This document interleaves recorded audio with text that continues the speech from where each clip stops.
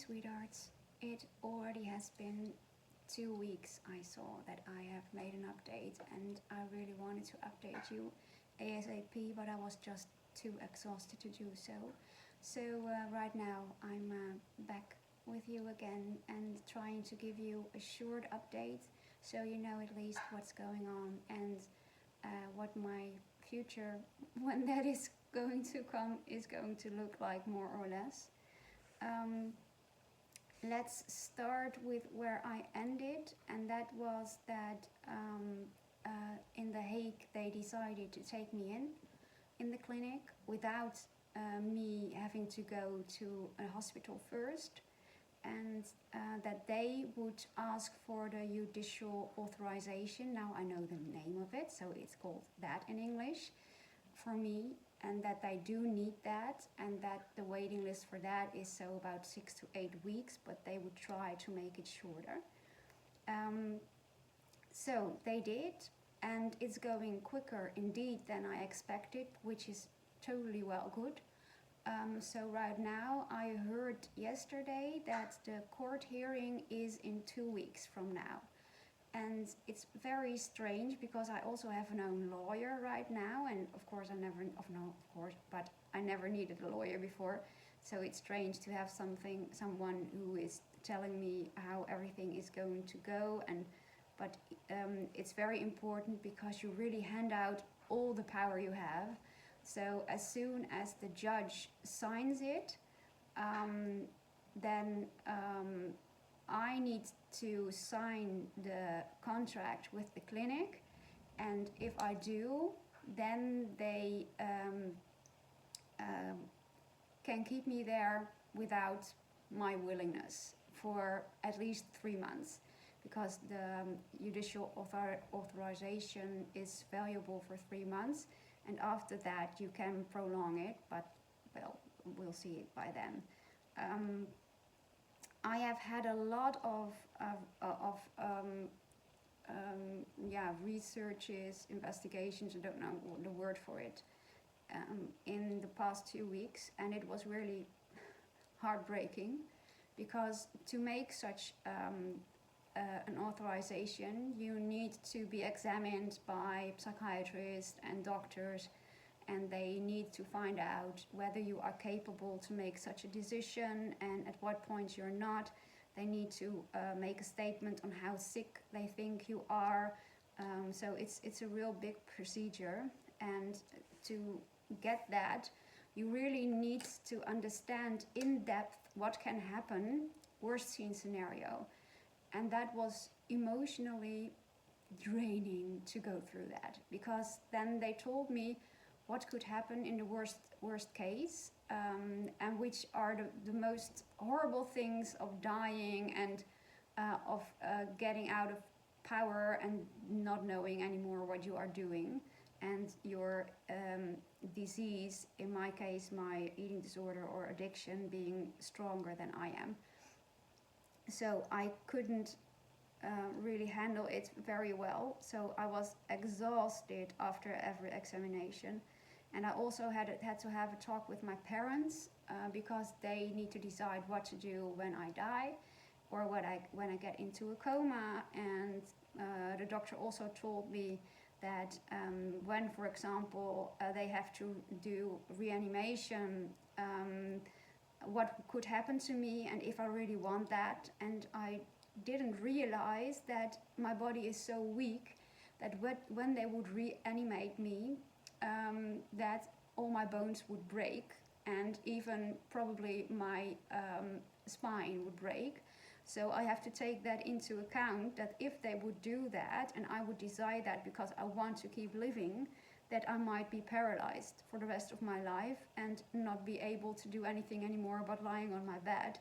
So I was then crying so badly that I couldn't talk anymore, and she said, well, I'll get back to you on that question later, but you do have to realize the consequences of those things when you have such a weak body.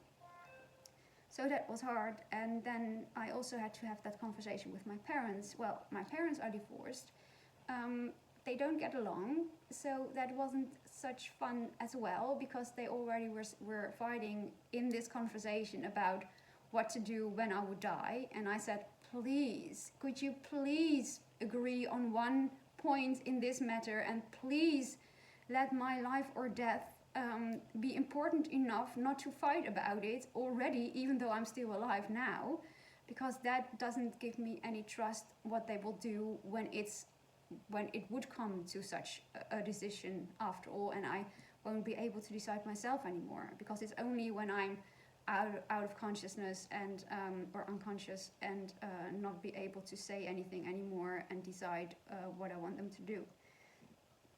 So like I said, it was emotionally very draining, and I'm still trying to process everything, but these are things I wish nobody would have to process of you guys, because it's, well, it's hard. And how do I cope with it right now? Because I still have to wait. The psychiatrist, the head of the clinic, is gone for a holiday right now. She comes back coming Monday. They did have a date for me to go there to the clinic, which would be very shortly already, but then the judicial authorization isn't there yet. So I will hear from her this week when I will be able to come. And there are a few hurdles to take before, because they have a proposition for me with a plan, but they do want me to agree with it, of course, that we can work together on it. And as it seems right now, they actually aren't able to give me the care, the physical care that I need. I knew that already, because it's not a hospital and it's a clinic, and they are not used to have very severe ill people, but they are willing to help me. So now we have to find a way that they can really put it into practice as well, without letting me die. And we are looking for how we can do that. So there are all kind of things they can't do and that they actually need to do, and they don't have a solution for that at the moment, and I haven't either. The second thing is, which is a hurdle, is that they don't have any clue about eating disorders. They do have people, for example, who stop eating there out of protest of something, but they don't have real severe eating disorder patients. They never had. So they don't know how to handle that. And it's scary to hand my life over to people who don't understand my disease. Now, is there another organization, and they have people who have a lot of knowledge about this and experience of it, and they are willing to work along with the clinic, and I just got an email today that they will make an appointment with the clinic and with me to talk about that, if they can help me and how they can do that, and if it will be enough then to let me go to the clinic in The Hague. So it's all still not clear what's going to happen and when. I just know that something is going to happen, and that is going to be very soon. So I'm speaking now within weeks, maybe even within 2 weeks. So it will be very quickly. And I am both looking forward and totally not towards it, because now I know I need to let go everything. And I do want to, because I really want to live. But I do have to have the faith that they are able to help me. Otherwise, I wouldn't be able to sign it, because I'm handing out everything I have right now. And even though it sounds crazy, but even though I know I'm dying right now, when nothing happens, I won't be here in a few months anymore, maybe even not tomorrow, I know every day I can die. Even with that risk, that seems safer than letting go of everything I know. And it sounds crazy, but that is how a disease and an addiction works. So the unknown is the scariest ever, even though the known is so bad for you. And what I'm doing food-wise at the moment, it's just taking it one day at a time. The week that I had all those examinations, and that was emotionally so draining, I really had to do it with artificial food a lot. and I just wasn't able to eat normally, and I just thought, okay, I need to get in my calories, and I do it then like that.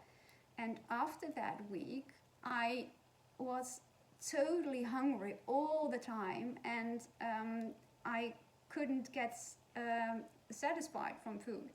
So a few times I ate, for example, a whole box of granola in one sitting. I mean, that's between 2,000 and 3,000 calories, and that's a lot. But it wasn't a binge, because a binge for me is when I lose control. And this was just like, I was so hungry, and I had really hypoglycemia, and my hypos were as low as below 2. So that's far too low. I know the in America you say it different, and I think in other countries as well, but in the Netherlands a normal blood glucose is between 4 and 10, and when you go below 3 you have a hypo, and when you go below 2 you can get into a coma. So then your hypo is really low, and I've had that several times the past weeks. And it's so scary, because it's only seconds away from getting into coma. And when I'm alone and I would get into coma, well, that's scary. But one of the things that happens, or can happen, is that you get very hungry with a hypo. And I was a few times, and I gave into it, and it was good. But my body had a hard time on it, so I had to lay down in my bed for at least 2 hours afterwards, because otherwise my body couldn't cope with it. But I really need it, and at this moment I'm just doing every day what I can, and doing the best, eating as much as I can, and resting as much as I can to stay alive. But I notice that my heart is still struggling. I have a hard time breathing, and I am exhausted most of the time. Now I have laid down for 2 hours in my bed, so I could make this video because I really wanted to. But usually I wouldn't be able to talk this long in English with you guys during the day. So I'm happy I can right now. So in 2 weeks the court hearing, next week the conversation with the clinic and with the eating disorder specialist. And from there on, I will know what admission date there will be, and I will let you know as soon as I know, because I really want to take you with me. Oh, by the way, the clinic also talked about this channel. I don't know how they knew about it, because I haven't told them, but they say that the nurses are watching my videos as well. Well, okay, I didn't know.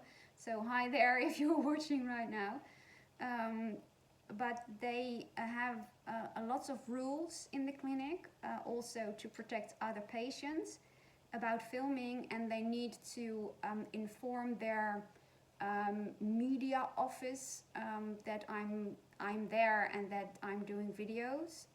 And they told me I can keep making videos in my own room. I'm not allowed to go outside of my room. When I am allowed to go really outside, and in the beginning I won't be allowed to go there, but when I'm allowed to go there, for example with visitors, then I can film as well.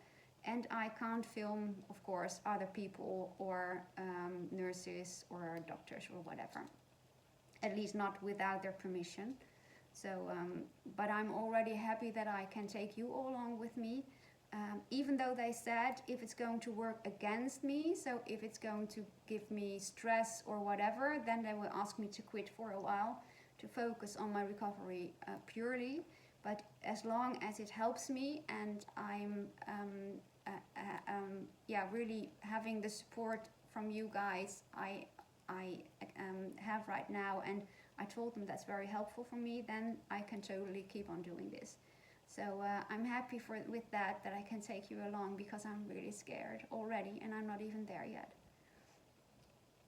I wanted to tell you a few things that help me right now to get through all this. And of course, I will do my calendar first from today, and that's it's from Mario Fernandez. He's an author.